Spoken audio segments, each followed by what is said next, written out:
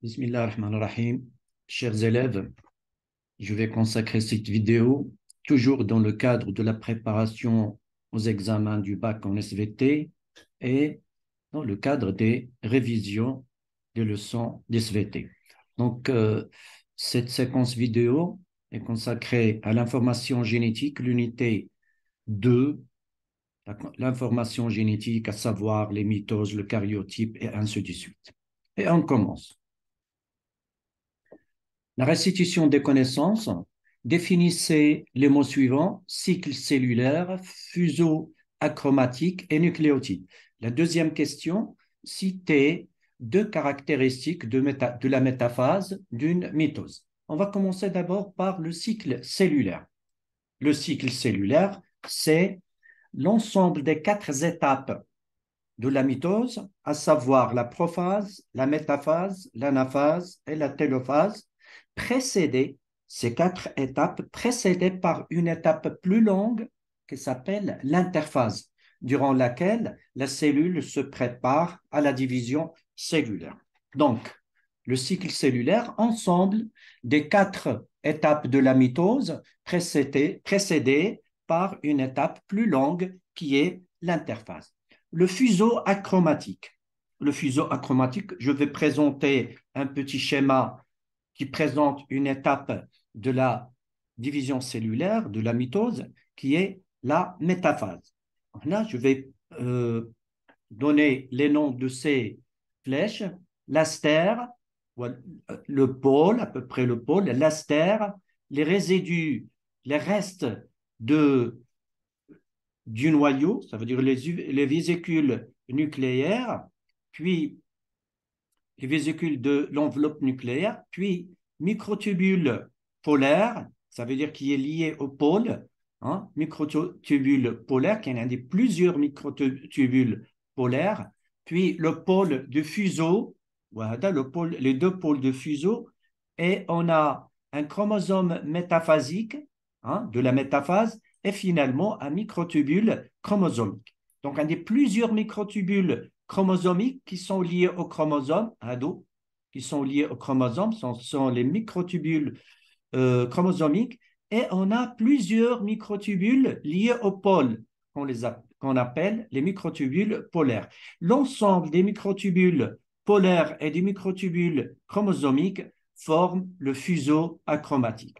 Donc, le fuseau achromatique, c'est l'ensemble des microtubules polaires et des microtubules chromosomes. Pour la troisième définition, la définition du nucléotide, je vais donner le nucléotide, un schéma simplifié d'un nucléotide. Donc, il est constitué d'un sucre lié à une base azotée, dans ce cas l'adénine, sur le carbone numéro 1, et lié à un acide phosphorique, le carbone numéro 5'. On a 4 types de nucléotides, plutôt on peut dire 5 types de nucléotides. Un nucléotide lié à l'adénine, un nucléotide lié à la guanine, un nucléotide lié à la cytosine et un nucléotide lié à la thymine. Dans l'ARN, dans l'ADN. Dans l'ARN, on trouve on trouve les mêmes bases azotées, adénine, guanine, cytosine, mais au lieu de thymine, on trouve une autre base azotée qui est l'uracile. Hein? Donc, dans l'ADN, on a 4 types de nucléotides qui diffèrent au niveau des bases azotées. Donc, le nucléotide, c'est un complexe chimique constitué d'un sucre et d'une base azotée et d'un acide phosphorique. C'est une structure chimique nucléotide, structure chimique composée d'une base azotée, d'un phosphate et d'un sucre. IMA, ou bien le ribose dans le cas de l'ARN, ou bien le désoxyribose dans le cas de l'ADN. Et on passe à la deuxième question: citer 2 caractéristiques de la métaphase d'une mitose. Je reviens au schéma de la métaphase. Donc, les caractéristiques les plus distinguées dans la métaphase, on a 2 caractéristiques principales. On a la condensation est la spiralisation maximale des chromosomes. Deuxièmement, l'emplacement des chromosomes au niveau du plan équatorial de la cellule, au milieu de la cellule. Le plan équatorial, voilà. Hein? Donc, emplacement de tous les chromosomes au niveau du plan équatorial de la cellule. Donc, les deux caractéristiques, spiralisation et condensation maximale des chromosomes, puis, deuxièmement, les chromosomes métaphasiques se regroupent au niveau du plan équatorial, formant la plaque équatoriale. La plaque équatoriale, c'est l'ensemble des chromosomes métaphasiques regroupés au niveau du plan équatorial. D'où les deux caractéristiques. Et on passe à la deuxième question, qui est classique. Pour chacune des données numérotées de 1 à 4, de 1, 2, 3, 4, de 1 à 4, il y a une seule proposition correcte. Recopiez sur votre feuille de rédaction les couples suivants. Donc, la première chose à faire, c'est de recopier les couples, les 4 couples, et adresser à chaque numéro la lettre qui correspond à la suggestion correcte. On va commencer par les étapes de la mitose sont, attendez, la télophase, la prophase, l'anaphase, la métaphase. La succession de ces étapes selon l'ordre chronologique est la suivante. Attendez 4 successions. Attendez un classement, des classements, choisissez le classement correct. Le brouillon d'Yeli, le brouillon, on peut dire le classement le professeur d'Yeli. Alors, la mitose commence par la prophase. Donc, la première étape, c'est 2. Puis, la métaphase, la deuxième étape, c'est 4. L'anaphase, c'est 3. La télophase, il y a 1. Donc, le classement, les 4 classements, c'est le D. 2, 4, 3, 1. On va dire D. D'accord? Et je passe à la deuxième question. Lors de la prophase de la mitose, la prophase, c'est un schéma de la prophase, un schéma d'une cellule végétale de la prophase, début de la disparition de la membrane nucléaire, début de la formation de fuseaux achromatiques, début de la spiralisation des chromosomes. Les chromosomes se condensent, ça veut dire se spiralisent et se condensent. Aïe, voilà la condensation des chromosomes de la prophase. La membrane nucléaire se reforme. Non, c'est le contraire. La membrane nucléaire se dégrade. Les chromosomes sont formés d'une seule chromatide. C'est faux. Les chromosomes sont formés de 2 chromatides. Une chromatide et une deuxième chromatide. Les chromosomes sont alignés au centre de la cellule. Donc, la seule réponse vraie, il y a les chromosomes se condensent, donc A, et je vais écrire ici A. La troisième question, la métaphase est une phase, là, je vais représenter la métaphase d'une cellule végétale, au cours de laquelle les chromosomes sont à 2 chromatides. C'est vrai, les chromosomes, chaque chromosome est constitué de 2 chromatides, une chromatide, une deuxième chromatide. Donc, je vais écrire ici, la 3, je vais écrire A. Et finalement, une cellule diploïde à 6 chromosomes devient haploïde après la mitose. C'est faux. La mitose donne 2 cellules de même nombre de chromosomes. Ça veut dire que ce n'est pas fait à 6. Donne 2 cellules filles à 6 chromosomes chacune après la mitose. C'est vrai. Donc, c'est B. Je vais écrire ici B. Et je passe à la troisième question. Recopiez sur votre feuille de rédaction les couples suivants. Atteignez 2 groupes. Reliez chaque élément à sa définition en adressant à chaque numéro du groupe 1 la lettre correspondante au groupe 2. Donc, le chromosome. Je vais donner un schéma de chromosome que on a comme révision. Schéma de chromosome, il est constitué de 2 chromatides, une chromatide, une deuxième chromatide, reliées entre elles par un centromère. Donc, le chromosome, c'est un ensemble. C'est faux, ce n'est pas un ensemble. B, élément du noyau cellulaire porteur de l'information génétique d'un individu. C'est vrai. Donc, un DNA, le chromosome, c'est l'élément du noyau cellulaire qui porte l'information génétique. Et je vais écrire ici B. La chromatide. Chromatide, qu'est-ce que c'est? C'est une des deux parties du chromosome. Une chromatide, une deuxième chromatide. Donc, élément du noyau, c'est le chromosome. Ensemble des chromosomes, non. Complexe constitué de désoxyribose, non. Chacune des unités constitutives d'un chromosome, c'est vrai. Chacune, une chromatide, c'est chacune des deux unités constitutives de chromosomes. Le chromosome est constitué par deux chromatides. Donc, la réponse vraie, c'est D. Deux, il y a D. Le karyotype numéro 3. Et je vais présenter un karyotype humain. Le karyotype, c'est un ensemble de chromosomes d'une espèce classés par paire et par ordre décroissant. Voilà. Ordre décroissant est classé par paire. C'est un ensemble de chromosomes. Ensemble de chromosomes d'une espèce classés, ça veut dire les chromosomes sont classés par paire homologue. Hada, homologue l'hada, hada, homologue l'hada. Homologue, ça veut dire identique, qui lui ressemble. Donc, 3, c'est A.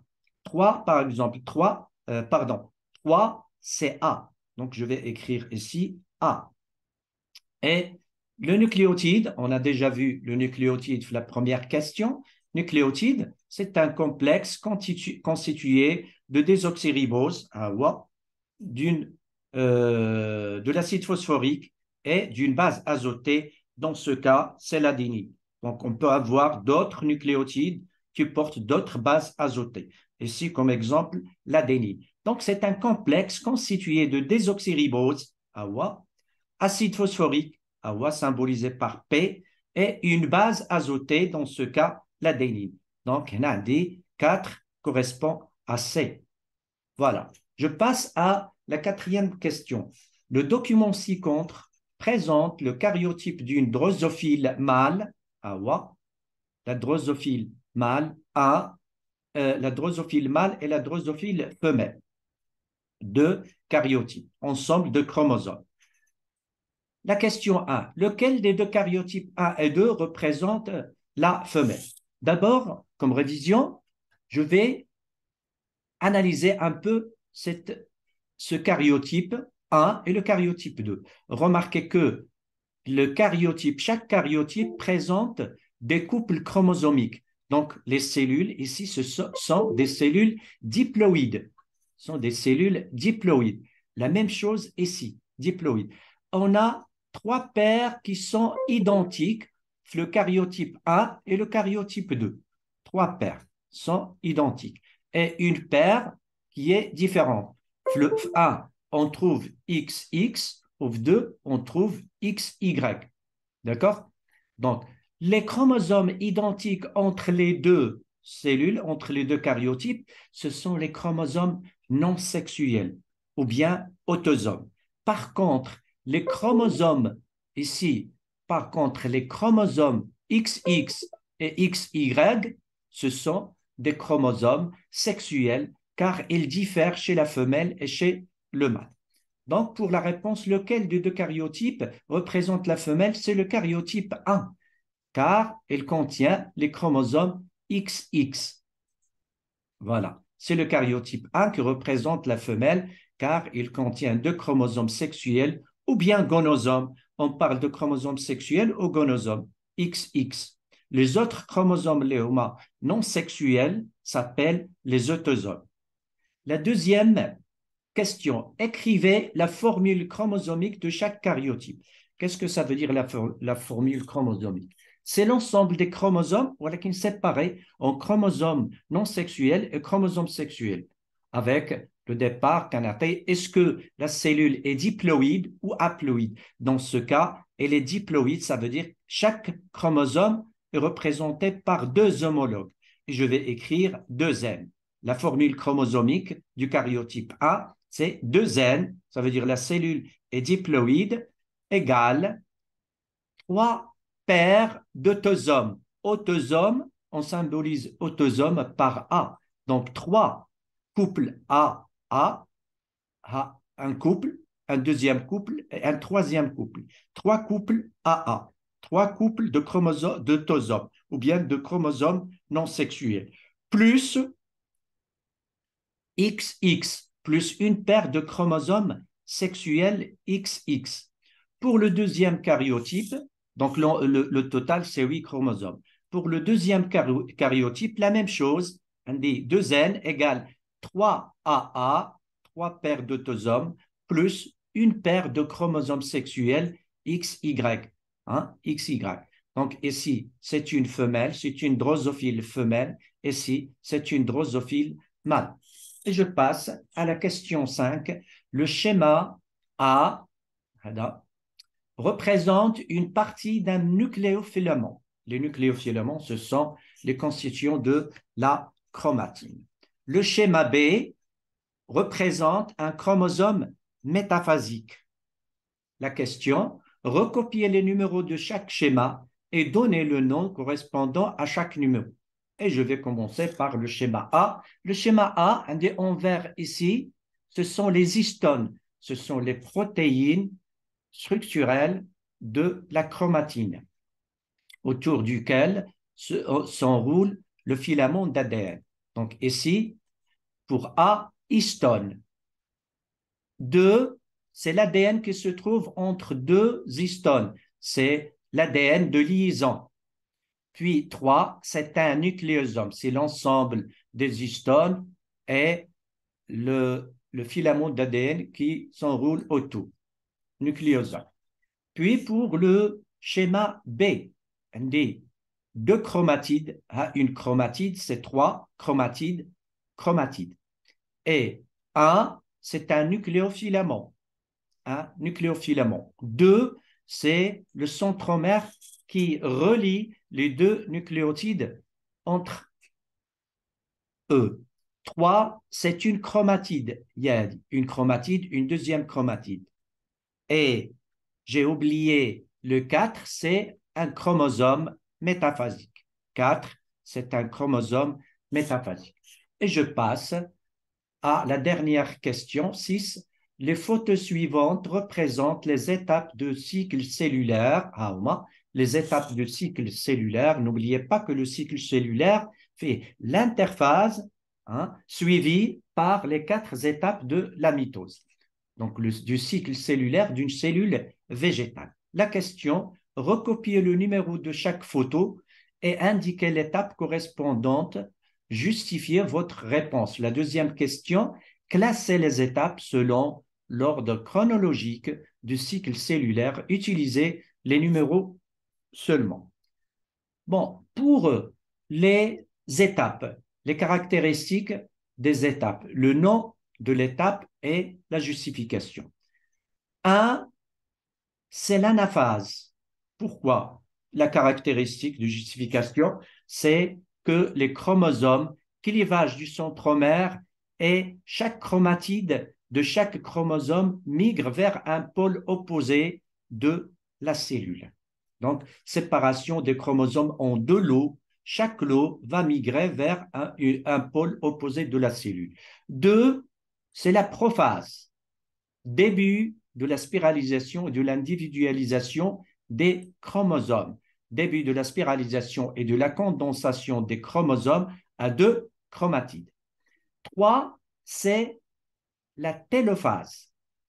Télophase, séparation des noyaux et séparation des 2 cellules filles, séparation des cytoplasmes et reconstitution de noyaux des 2 cellules filles. Une cellule fille, une cellule fille. C'est la fin de la division cellulaire. 4, c'est l'interphase. 4, c'est l'interphase. Attention, ici, qu'il y a une erreur, c'est l'interphase. L'interphase, les nucléofilaments sont sous forme de chromatine. Attention, s'il vous plaît, corrigez ici, c'est l'interphase. Nucléofilaments sont sous forme de chromatine. Et finalement, la métaphase, tous les chromosomes sont regroupés au niveau du plan équatorial de la cellule. Les centromères sont alignés. Les centromères de chaque chromosome sont alignés au niveau du plan équatorial, formant la plaque équatoriale. Je répète ici qu'il y a une erreur, c'est l'interphase et pas l'anaphase.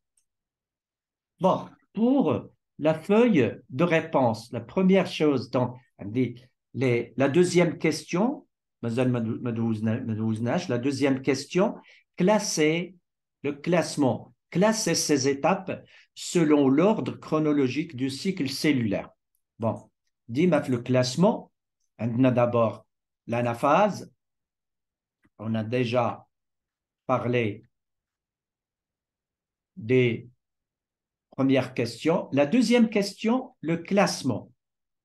Le classement, on dit d'abord l'interphase, il y a 4, suivi de la prophase, il y a 2, suivi de la métaphase, numéro 5, suivi de la télophase, numéro 1, et finalement, numéro 3, qui est l'anaphase, la télophase. La télophase, c'est la dernière. 1, c'est l'anaphase. Donc, je recommence.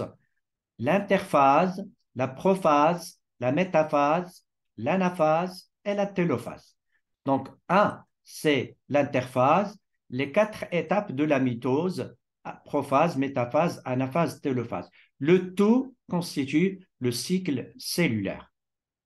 Et maintenant, pour la feuille de réponse, la première chose à faire, c'est de poser une marge, puis d'écrire la partie concernée. Première partie, restitution des connaissances et la réponse d'Ienna, la première feuille ou la première partie, la deuxième partie.